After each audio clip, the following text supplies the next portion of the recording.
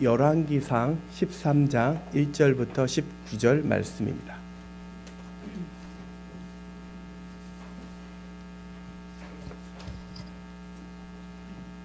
열왕기상 13장 1절부터 19절을 교독하여 읽도록 하겠습니다.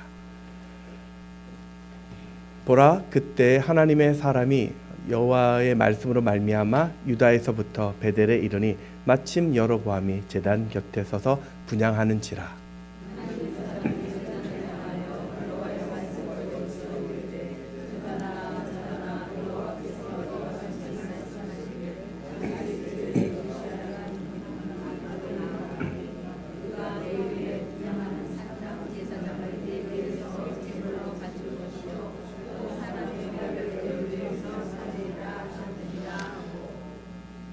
그날에 그가 징조를 들어 이르되 이는 여호와께서 말씀하신 징조라. 제단이 갈라지며 그 위에 있는 재가 쏟아지리라 하매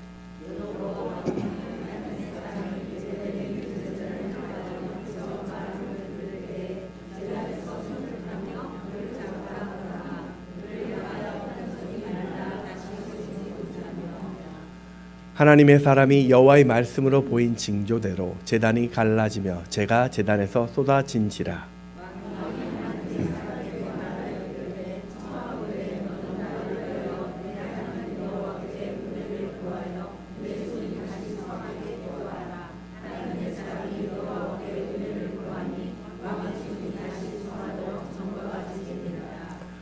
왕이 하나님의 사람에게 이르되 나와 함께 집에 가서 쉬라. 내가 네게 예물을 주리라.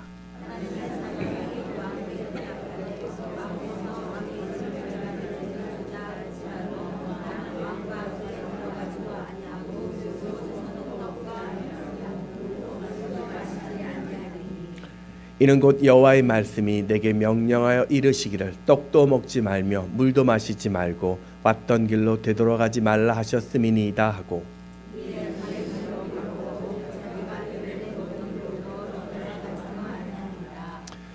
베델에 한 늙은 선지자가 살더니 그의 아들들이 와서 이날에 하나님의 사람이 베델에서 행한 모든 일을 그에게 말하고 또 그가 왕에게 드린 말씀도 그들이 그들의 아버지에게 말한지라.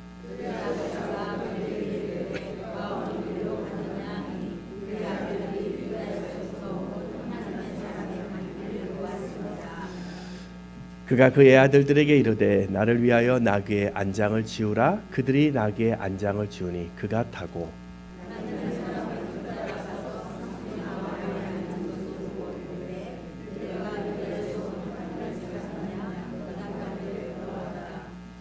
그가 그 사람에게 이르되 나와 함께 집으로 가서 떡을 먹으라.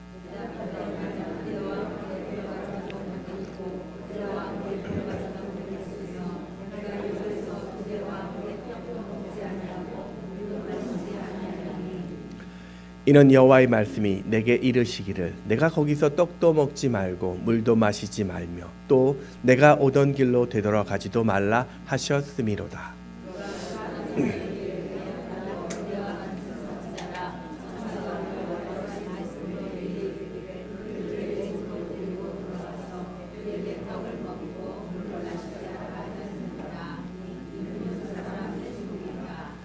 함께 읽겠습니다. 이에 그 사람이 그와 함께 돌아가서 그의 집에서 떡을 먹으며 물을 마시니라.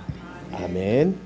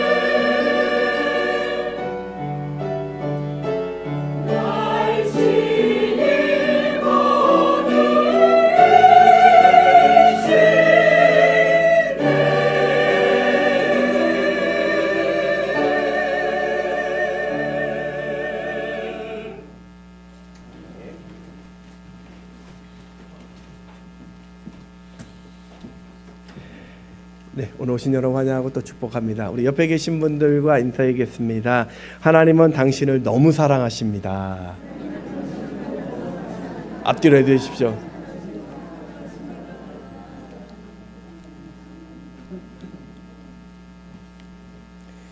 네, 오랜만에 우리 송정희 집사님 오셨어요. 오셔가지고 지금 박수. 격려의 박수입니다. 네, 지금 또 치료받는 중에 정말 사모함으로 오셨어요. 또 같이 계속 또 건강의 회복을 위해서 계속 기도해 주시기 바랍니다. 오늘은 제가 목이 상태가 조금 안 좋습니다. 뭐 이상하게 한국에 왔더니 목이 그냥 갑자기 티 내면 안 되는데 티를 내서 너무 죄송합니다. 네. 여러분 살다 보면 정말 이렇게 정말 그 억울한 일을 당할 때가 있죠. 생각지 않는 그 억울한 일, 뭐 어떤 오해 때문에, 때로는 어떤 억측 때문에, 누군가의 비방이나 험담 때문에, 또 내가 생각지 않는 어려운 일을 겪을 때 참 우리의 마음이 상하게 되는데요. 그때 더 속상한 것이 그 잘못된 것이 밝혀졌음에도 불구하고 그 사람이 반성이나 사과는커녕 뭐 대수롭지 않게 그냥 넘어가려는 그런 모습을 보면 이게 시간이 지나도 이 상한 감정이 해결되지 않고 그래서 관계가 서먹해지거나 심지어는 깨어지는 그런 관계도 우리가 종종 보게 됩니다. 저의 이야기를 하겠습니다. 저는 고등학교 때까지 절에 다녔던 사람입니다. 하루는 제가 불교 신자였습니다. 스님이 되려고 했던 사람 중에 하나인데 하나님의 임재가 있었습니다. 근데 하루는 고등학교 2학년 때인데 그 교회를 다니는 절친이 저에게 이제 와서 그 교회를 꼭 가보자는 거예요. 아마도 지금 생각해 보니까 그때가 뭐 전도주의, 총동원 뭐 그런 주일이었던 것 같아요. 자꾸 강권하기에 그 친구의 부탁 때문에 또 그 학생의 예쁜 자매가 있었다는 그 말에 좀 살짝 호기심이 있어가지고 가게 됐습니다. 게임도 하고 또 즐겁게 교제도 하고 먹기도 하고 환대도 받고 참 좋았던 것 같아요. 그때 담당 교육자가 전도사님이셨는데 그 전도사님이 그 마태복음 6장에 나와 있는 네가 먼저 선을 베풀라. 그리고 선을 베풀 때는 오른손이 한 것이 왼손이 모르게 조용히 하라. 이런 또 좋은 말씀을 전해주셨어요. 그러면서 적용으로 그 학생들을 데리고 아마도 VIP들을 계속 좀 관계를 유지하기 위한 그 전략인 것 같은데 마니또 게임을 이제 하게 되었어요. 이 마니또라는 것이 스페인어로 애인이라는 뜻입니다. 그러니까 상대방을 내 애인과 같이 생각하고 또 섬기는 그것 때문에 이 마니또라는 이름을 썼고요. 이 마니또는 천주교에서 먼저 시작을 한 어떤 게임 문화입니다. 정해진 기간 동안 내가 몰래 사랑하거나 섬기거나 도와주거나 뭐 선물도 주는 이제 그런 게임이죠. 저도 이제 얼떨결에 이제 동참을 해서 그 친구, 저를 전도한 그 절친에게 이제 마니또가 되었습니다. 몰래 이제 어떻게 전할까? 그 녀석을 기쁘게 해주려고 당시 거금 2,000원을 들여가지고 볼펜 세트를 샀습니다. 언제 줄까 몰라야 되는데 그러다가 저희 한 3반 정도가 제 3층이었는데 끝반 3반 정도가 함께 체육 시간이 되었습니다. 그래서 다 우르르 나가는데 옳았구나 싶어서 잠깐 들어와서 그 친구 가방에다 그걸 넣고 갔습니다. 그때 감정이요. 친구가 좋아할 것들을 생각하니까요. 이게 뭐 나라 구한 것 같은 그 뿌듯함. 이게 선행이 참 좋은 거구나. 교회가 절보다 낫구나. 이게 교회 갔더니 뭐 친구도 반겨주고 뭐 처음 온 사람 막 사랑도 주고 참 좋았다는 그런 마음을 갖고 있었을 때였습니다. 근데 그때 제 인생에 드라마 같은 일이 벌어집니다. 그 옆옆반이었어요. 저 옆옆반에서 한 친구가 지갑이 이제 분실됐다는 거예요.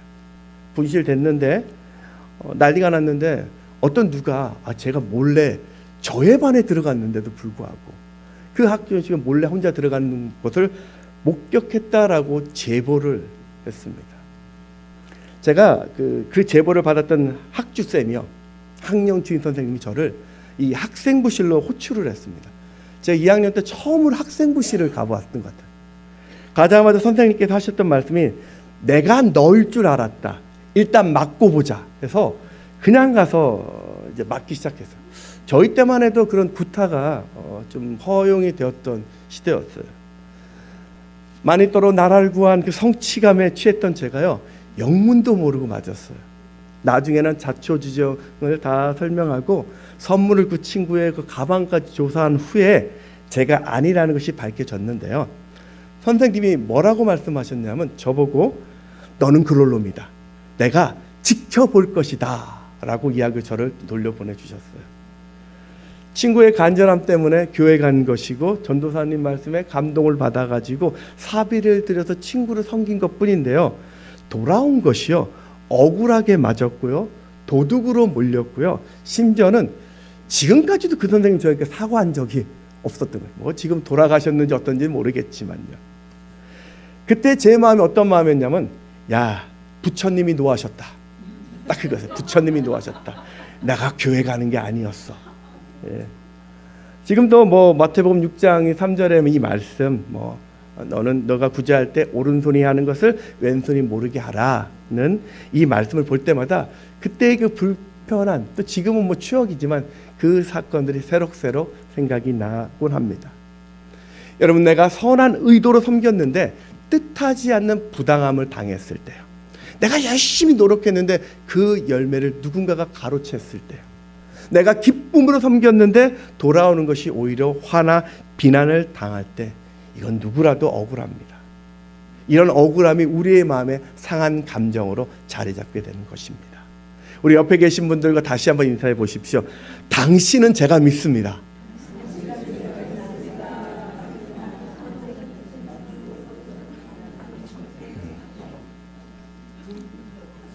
네. 카더라라는 통신하지 마시고요. 누가 그랬다 그런 말 하지 마시고요. 나 아니야 그 사람은 내가 믿어. 한 3번 정도는, 설사 그렇지 않다는 3번 정도 믿어주십시오. 성경에도 이렇게 억울한 일을 당한 사건들이 또 나옵니다. 그 중에 한 인물이 야곱이라는 인물이죠. 이 야곱은 외삼촌 라반의 둘째 딸이었던 라헬을 사랑했어요. 그래서 이 라헬과 결혼한다는 조건으로 외삼촌 집에서 7년 동안이나 뼈 빠지게 일했고 드디어 결혼하게 되었는데 아내가 바뀌어버렸습니다. 이 얼마나 황당한 일입니까? 야곱이요, 라헬을 얼마나 사랑했는지요, 라반이 요구한 그 7년을 며칠같이 일했다라고 이야기해요. 창세기 29장 20절을 말씀을 읽어보겠습니다. 시작.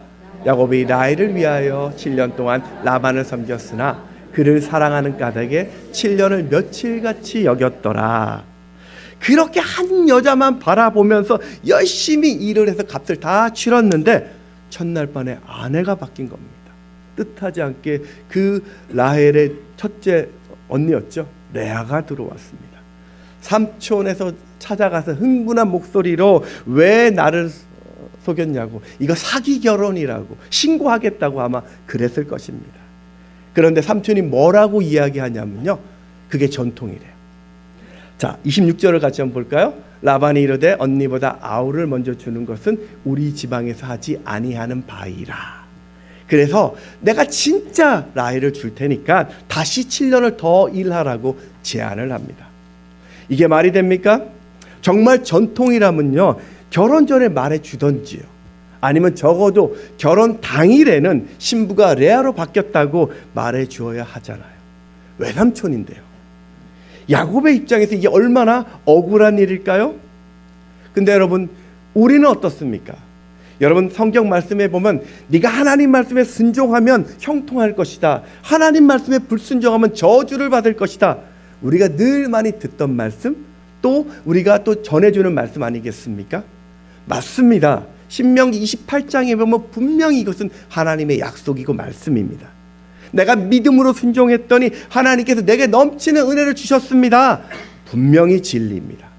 그런데 이 말씀이 우리를 참 힘들게 하는 게 뭐냐면 내 현실 속에서 꼭 그렇지 않다는 겁니다.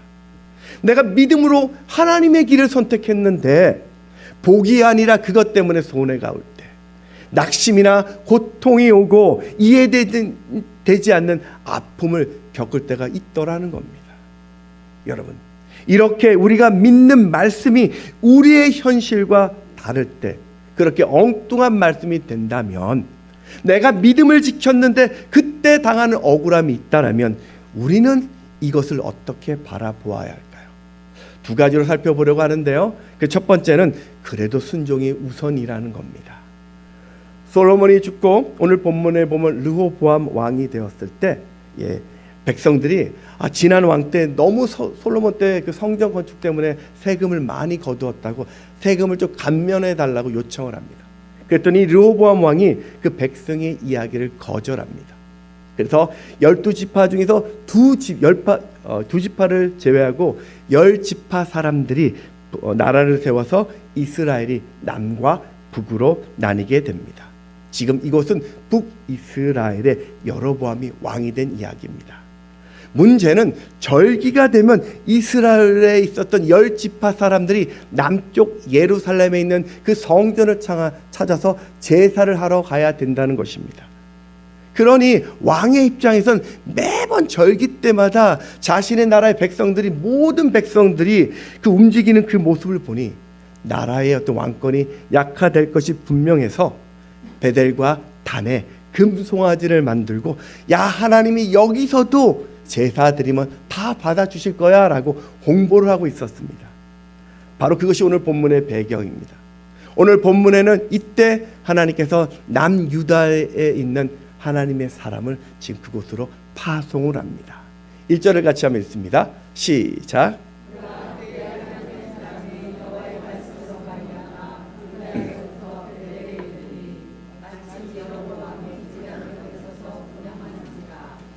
왜 왔냐면요, 그 2절에 상반절 3절에 보면은 쭉 나오고 있는 말씀이 뭐냐면은 2절과 3절 사이에 여호와의 말씀으로 이르되 여호와께서 이와 같이 말씀하시기를 여호와께서 말씀하신 징조라, 이렇게 계속 말씀하시니 하나님이 말씀하신다고 반복함으로 통해서 이곳에 하나님의 전할 말씀이 있습니다.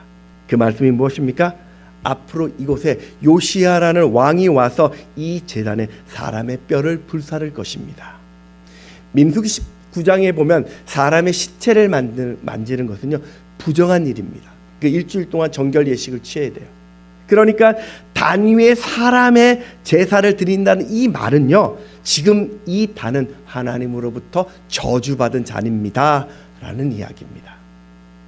지금 여로보암 왕은요 이곳에서 제사해도 된다고 굳이 저 멀리 예루살렘까지 내려가지 않아도 여기서 제사해도 하나님이 다 받으신다라고 열심히 홍보를 하고 있는데, 어떤 뜬금없이 그 남쪽 유다에서 왔던 어떤 하나님의 사람이란 작자가 여기 저주받은 단이라고 하나님이 받지 않는다라고 이야기하면 누가 여기서 이 제사를 드리겠습니까?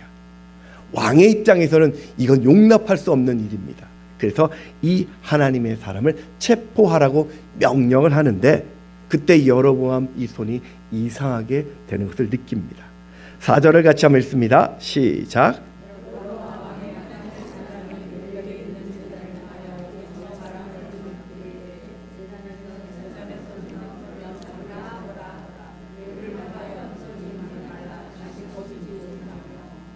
손이 말랐다라는 이 원어적인 표현을 보면요, 손이 경직되었다는 뜻입니다. 움직이지 않았던 거예요. 그리고 하나님의 정말 사람의 예언대로 그 제단이 갈라지는 징조를 보입니다. 5절에 보면 하나님의 사람이 여호와의 말씀으로 보인 징조대로 제단이 갈라지며 제가 제단에서 쏟아진지라. 그러니까 이제 여로보암 왕이 꼬리를 내립니다. 7절에 보면요, 내가 미안하다, 이제 그만할게, 야 나와 함께 가서 좀 쉬어라, 그럼 내가 너를 위해서 예물을 준비할 거야 라고 이야기합니다. 7절에 보면 왕이 하나님의 사람에게 이르되 나와 함께 집에 가서 쉬라, 내가 내게 예물을 주리라. 그런데 하나님의 사람은 이것도 거절합니다. 8절을 같이 한번 읽어보겠습니다. 시작.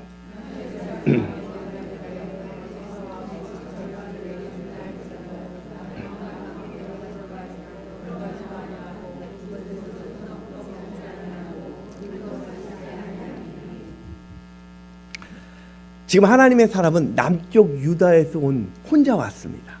낯선 땅에 혀를 단신으로 목숨을 걸고 왕하고 영적인 전쟁을 벌였습니다. 열심히 전했더니 왕이 하나님의 뜻을 알고 멈추게 되었습니다.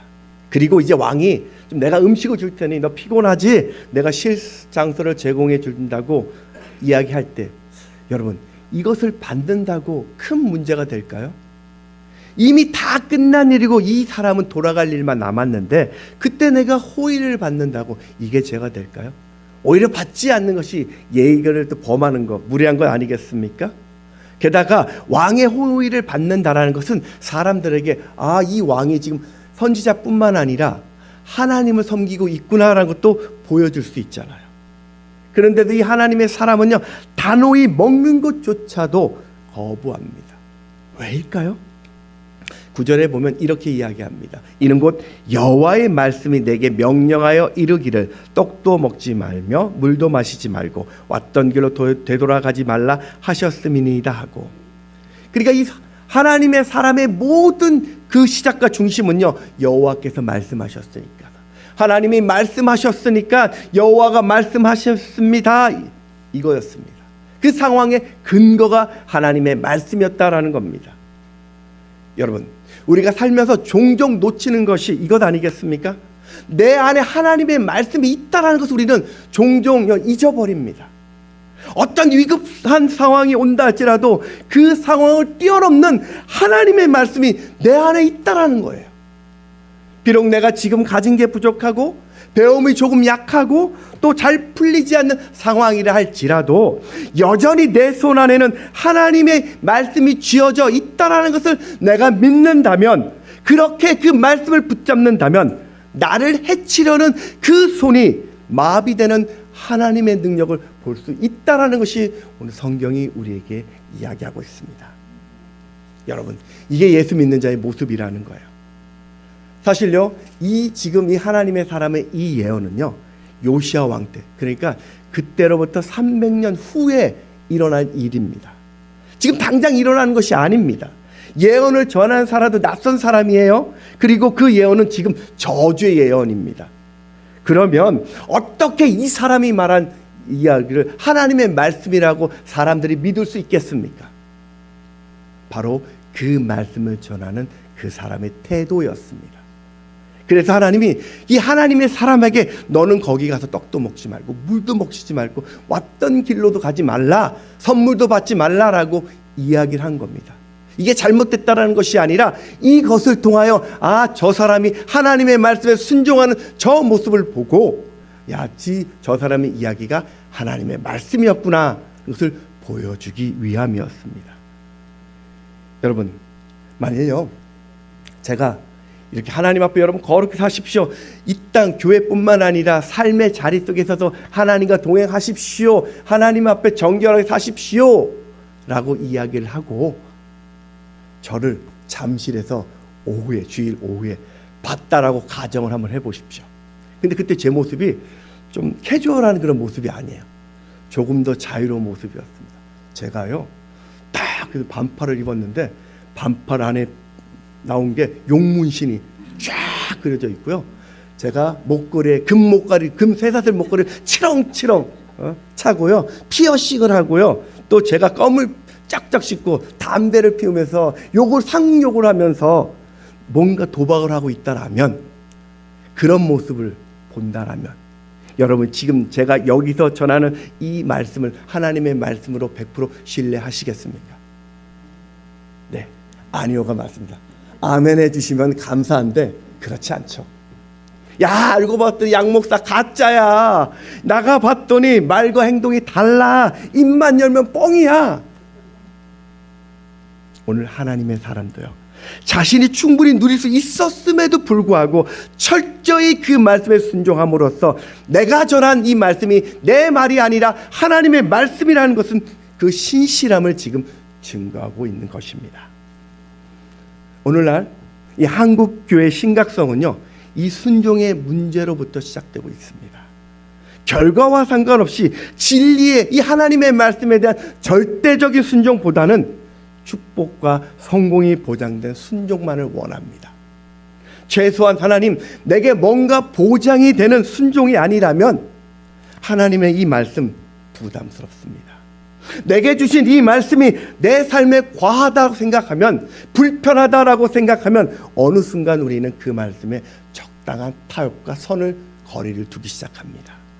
언젠가부터 말씀에 대한 절대적인 순종이나 이런 복종이란 단어가요, 조폭세계나 아니면 이단 어떤 교주들에게나 북한에서의 전용 단어가 돼가고 있습니다. 여러분, 우리가 예수를 믿는다는 거, 이 말씀을 따라 산다는 것은요, 때론 이 땅에서의 그 위험도 감수할 때가 있습니다. 이 말씀에 순종하는 것이 내 상황이나 이 형편과 조건에 상관없기 때문입니다. 우리가 이 땅을 살다 보면 나를 이끌고 가는, 인생을 이끌고 가는 힘이 되는 원동력들이 있습니다. 그게 물질일 수도 있고요, 그것이 내 자녀일 수도 있고요, 내 가정일 수도 있고, 그것이 내 건강이나 직장이 목표가 될 수도 있습니다. 그런 동력들을 가지고 있다는 것은요, 오늘 내 인생에 힘을 줄 것이고요, 또한 내 목표를 향하여 오늘도 웃으면서 살아가게 만듭니다. 그런데 그런 동력들이 하나님의 말씀과 충돌될 때가 있습니다. 그때 그리스도의 영성이라는 것은요, 그 상황 속에서 말씀에 우선 순종하는 것입니다. 여러분, 베드로를 보십시오. 마태복음 14장에 보면 주님께서 이 풍랑에 만난 이 제자들을 구하기 위해서 바다 위를 걸어가는 장면이 있습니다. 그때 베드로가 그 주님을 바라보고 있었을 때, 주님 저도 가게 해주세요 했더니 주님께서 오라고 이야기했죠. 그랬더니 베드로가, 주님 여기는 지금 바다 한가운데고요, 깊이가 한 수십 미터 정도가 될 것이고요, 지금 초속 한 250m/s로 지금 북서풍이 불고 있는데, 그런 저는 지금 구명조끼도 없어요. 도저히 내가 오라고 할 때 물 위를 걸을 수 없지만 주님이 나를 부르시니까 내가 이 말씀을 붙들고 순교의 정신으로 나가겠습니다. 그렇게 기도하고 물 위로 뛰어들었을까요? 베드로의 성격 급한 베드로라면 그렇게 생각하지는 저는 않습니다. 예야 오너라 라는 그 말을 들었을 때 예 하고 즉시로 그 배에 훌쩍 뛰어내려서 바다 위를 막 걷다가 정신 차려보니까 가만히 있자, 내가 지금 뭐 하는 거지? 이러면서 두려워서 빠진 것 아니겠을까요? 베드로는요, 주님께서 오라는 그 말씀을 듣고 즉시로 뛰어내렸기 때문에 물 위를 걷는 기적을 체험합니다. 순종하기 위해서, 때로는 순종하기 위해서 내가 큰 믿음으로 서 있는 것도 중요한데요, 그러나 때때로는 내가 앞에 있는 현실을 바라보지 말고 먼저 말씀을 붙잡고 순종하는 그 길을 나아갈 때 우리 앞에 다가오는 큰 믿음을 보기도 합니다. 왜 자꾸 교회 가요? 여러분에게 불편하게 교회 오세요, 예배하세요, 기도하세요, 자꾸 이렇게 말할까요? 모이세요. 여러분, 우리는요 다 바쁘고 분주합니다. 여러분 피곤한 거 다 알고 있습니다. 상황이 어려운 것 압니다. 그럼에도 불구하고 여러분이 그 삶 속에서, 가정 속에서, 직장 속에서 그 말씀에 순종하는 그 모습이 바로 여러분이 믿는 하나님을 만왕의 왕으로 이 땅 가운데 증거할 수 있기 때문입니다. 여러분이 그 힘든 과정 속에서도 하나님의 말씀을 끝까지 순종하고 나아간 그 모습이요, 내가 하나님의 사람이라는 것을 스스로 인정하게 되는 신실하는 그 신실성을 보게 된다는 겁니다. 지난주에 나누었는데요, 대부분의 여러분 성경에 나왔던 기적을 잘 보면요, 순종과 기적은 연결되어 있어요. 이스라엘 백성들이 여리고성을 무너뜨렸을 때 하나님이 여리고성을 7바퀴 돌라는 그 말씀에 이스라엘 백성들이 순종했기 때문에 그 기적을 봅니다. 나아만 장군이 문둥병이 깨끗하게 치유된 것, 그것도요 엘리사의 말에 순종해서 요단강에 그 7번 몸을 담궜기 때문에 깨끗하게 되었습니다.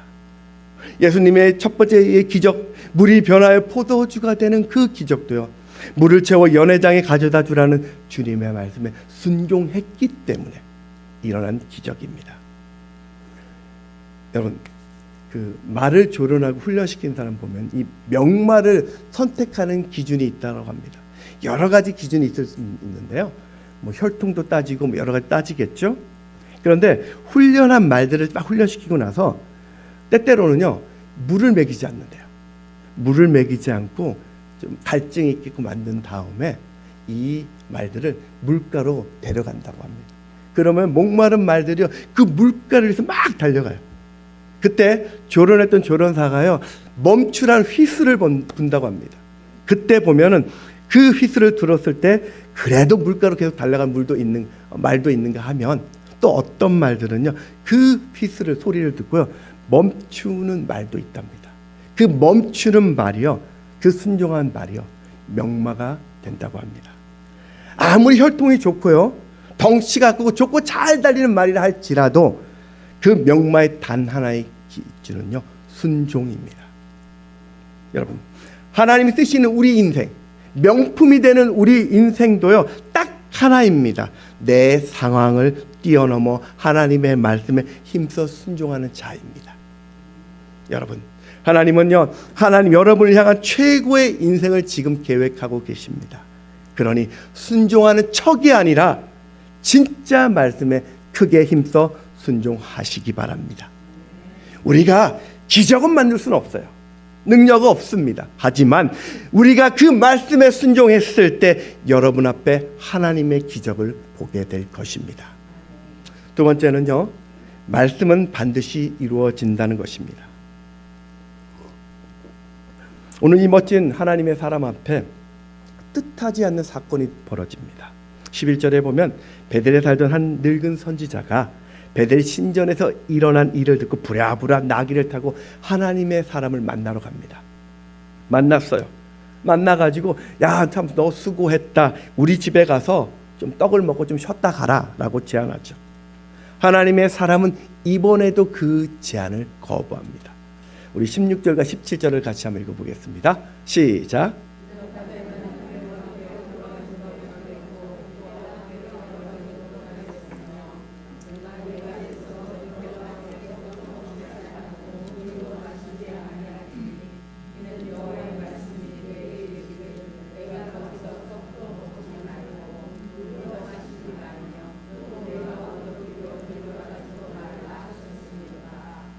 지금 거절의 핵심도요, 여호와께서 말씀하셨습니다. 딱 하나입니다.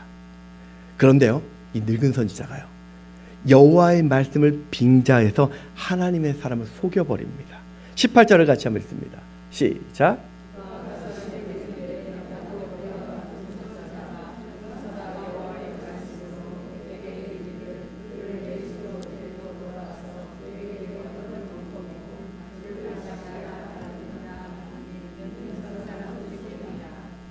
분명히 우리는 이 제안이 하나님의 말씀이 아니라는 걸 알고 있습니다. 어쩌면 이 사람은 같은 동료니까 고생하는 젊은 선지자를 위해서 선의의 거짓말을 했는지도 모르겠습니다. 아니면 이 어떤 늙은 선지자는 영적인 분별력이 없어서 그냥 타락한 선지자였는지도 모르겠습니다. 중요한 것은 하나님의 사람이 이 늙은 선지자의 말을 듣고 그 집으로 되돌아가 떡을 먹고 물을 마십니다. 사람들은요, 어떤 큰 일을 마치고 난 본능적으로 이 안도감을 찾아옵니다. 그럼 그때부터 마음의 자세가 좀 흐트러지고요, 작은 유혹에도요 쉽게 넘어가는 경향이 있죠. 여러분, 지금 이 하나님의 사람은요, 아직 사명이 끝난 것이 아니었습니다. 떡을 먹지도 물도 마시지 말고 베델로 돌아온 이 하나님의 말씀은요, 지금 당장 이 저주의 장소여서 얼른 떠나서 유다로 돌아오라는 것이 그의 마지막 사명입니다. 그런데도 이 하나님의 사람은요, 야, 나 하나님의 사명, 주셨던 사명 다 전했어, 다 끝났어, 그런 자만에 빠져서요, 유다로 가지 않고 14절에 보면요, 상수리 나무 아래서 지체하고 있어요. 아마 그랬을 겁니다. 야, 여기 뭐가 있나, 좀 관광 좀 해볼까, 그런 마음이었는지 모르겠습니다.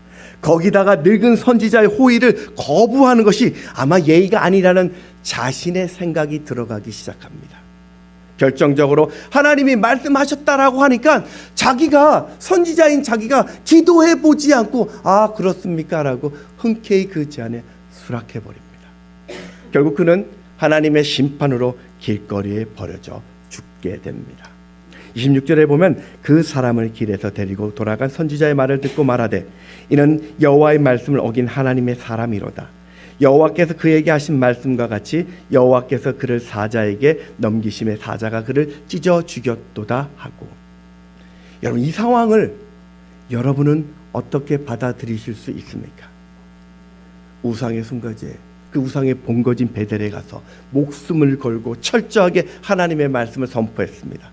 속이려고 작정해서 속은 것 뿐인데 하나님이 기다렸다라는 듯이 사자를 보내서 죽여버립니다. 그러면 더 악했던 베델의 늙은 선지자는 어떻게 되었을까요? 우리의 생각이라면 하나님의 사람을 속여서 불순종하게 만든 장본인이라면요, 더 멸망해야 되잖아요. 그런데 오히려 죽지 않고 더 오래 삽니다. 참 묘한 게요, 이스라엘 가장 악한 왕이라고 하면요, 북이스라엘의 이 아합이라는 왕이 있습니다. 북이스라엘 7대 왕이에요. 그는요, 하나님이 그렇게 싫어하는 바알 숭배자였던 이 시돈 사람 이세벨을 왕비로 맞았고요, 이스라엘 하나님 대신에 우상을 섬기게 한 그 장본입니다. 그래서 이스라엘 왕을 평가할 때요, 그 왕을요, 그가 아합의 길로 갔느냐 길로 가지 않았느냐로 평가할 그 기준입니다. 이 정도면 하나님이 정말 불을 내리고 이 사람에게 북이스라엘을 한 번에 끝장내야 할 텐데, 역사적으로 보면 이 아합 왕 때가 북이스라엘이 가장 잘 살 때입니다. 아합 왕은요, 북이스라엘을요 가장 번성하게 만든 유능한 왕입니다. 역사적으로 북이스라엘을 10개의 지파를 하나의 민족으로 만들었던 사람이고요, 모압을 정복해서 땅을 정복했고요, 페니키아와 동맹을 맺었고요, 경제적으로 유다보다 이스라엘이 더 잘 살던 때였습니다. 여러분, 불순종하는 자들은 저렇게 버젓이 잘 사는데요, 하나님의 사람은 단 한 번 실수했다라고 죽는다라면 이 하나님의 액션이 너무 과한 것 아니겠습니까? 심지어 하나님의 사람을 속였던 그 늙은 선지자에게는 하나님의 영이 임합니다. 하나님의 어떤 역사와 말씀이 임했어요. 이럴 거면 우리가 왜 말씀을 듣습니까? 그렇게 잘 섬기다가도 한번 삐끗했다가 우리가 죽어버리면 이 말씀, 하나님 너무 무섭지 않을까요? 도대체 하나님이 원하는 게 뭘까요? 여러분, 그런데 이 하나님 사람의 죽음이 그냥 허망한 죽음의 끝이 아니었다는 겁니다. 하나님의 사람이 이렇게 비참한 최후를 맞을지 그 늙은 선지자도 몰랐습니다. 여러분, 북이스라엘 이 소문이 났을 때 여로보암과 북이스라엘 사람들이요, 이 선지자의 죽음을 통해서요, 말씀에 대한 불순종이 얼마나 무서운지를 그들이 깨닫게 된 것입니다. 그리고 이 충격적인 사건이 늙은 선지자의 무감각했던 영혼을 일깨우기 시작합니다. 읽진 않았지만 29절에서 31절에 보면 하나님의 사람의 시체를 자기 묘실에 두고요, 그를 진심으로 해서 울기 시작합니다. 그를 자신의 형제라고 칭하고 늙은 선지자가 아들에게 내가 죽으면 내 뼈를 저 사람 뼈와 함께 묘실에 두라고 이야기합니다. 이건 부부나 가족들 매장할 때 모습입니다. 우리 32절을 같이 한번 읽어보겠습니다. 시작.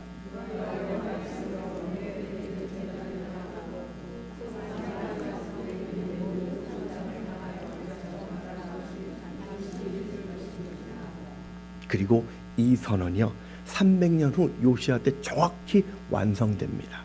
열왕기하 23장 16절 17절에 보면 제가 읽어드리겠습니다. 요시아가 몸을 돌이켜 산에 있는 무덤들을 보고 보내어 그 무덤에서 해골을 가져다가 제단 위에 불살라 그 제단을 더럽게 하니라. 이 일을 하나님의 사람이 전하였더니 그가 전한 여호와의 말씀대로 되었더라. 요시아가 이르되 내게 보이는 저것이 무슨 비석이냐 하니 성읍 사람들이 그에게 말하되 왕께서 베델의 제단에 대하여 행하신 이 일을 전하러 유다에서 왔던 하나님의 사람의 묘실이니이다 하니라. 요시아 왕이 종교개혁 운동을 펼치다가 한 비석을 발견했는데 그 비석에 이미 하나님이 300년 전에 예언되었던 것이었습니다. 300년 전에 유다에서 온 사람이 목숨을 걸고 하나님의 말씀을 선포했을 때 그 당시 아무런 변화가 없었던 것 같았지만 하나님은 그 선지자의 희생을 감수하고 300년 후에 종교개혁을 단행한 것입니다. 그런 관점에 본다면 오늘 젊은 선지자의 죽음은요, 결코 헛된 죽음이 아닌 것입니다. 여러분, 한국 최초의 선교사함은 이분을 이야기합니다. 토마스 선교사라고 이야기합니다. 로버트 토마스는요, 영국 웨일즈 목사의 아들로 태어나서 어릴 적부터 선교사가 꿈이었어요. 24살 나이에 목사 안수를 받았고 런던 선교의 파송으로 그해 12월에 중국 상해로 아내와 함께 선교사로 파송을 갑니다. 근데 그 다음에 아내가 죽었어요. 1년도 못 살고 책 죽습니다.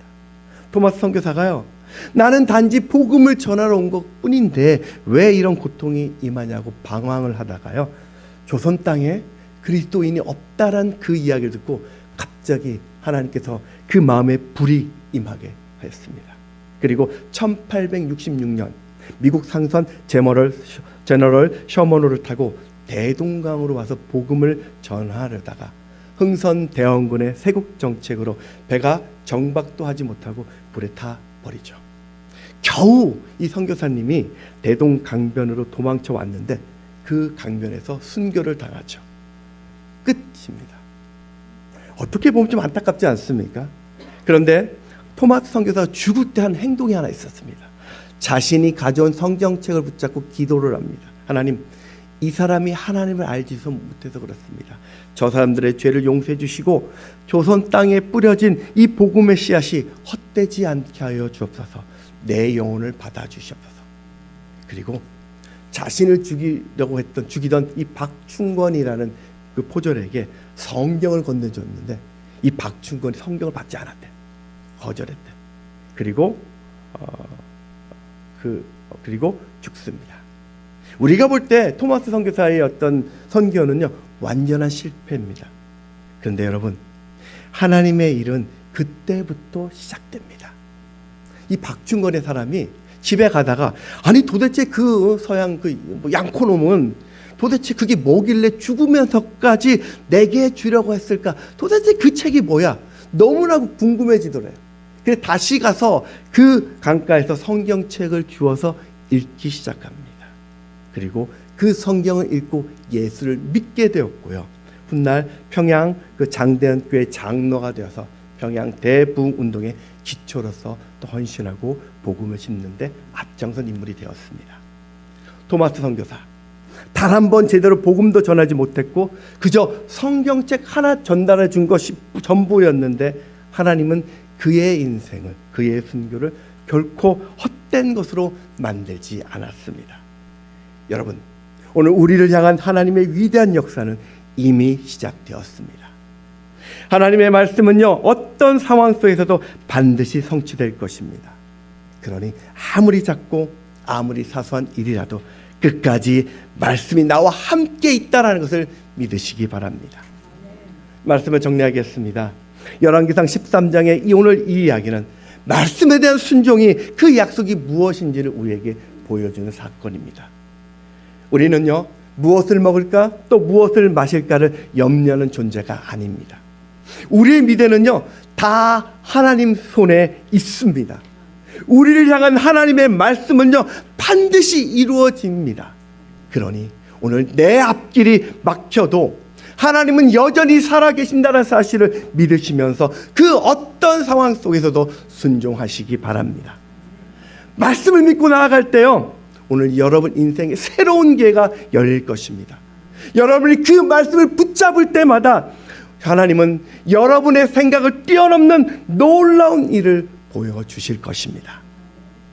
세상에 갇혀 한계를 가진 그런 인생 살지 마시고 오늘 말씀 앞에서 언제나 나를 향한 그 선한 계획이 있다는 그 하나님과 함께 내 한계를 뛰어넘는 그런 인생 사시기를 주의 이름으로 축원합니다. 찬양하겠습니다.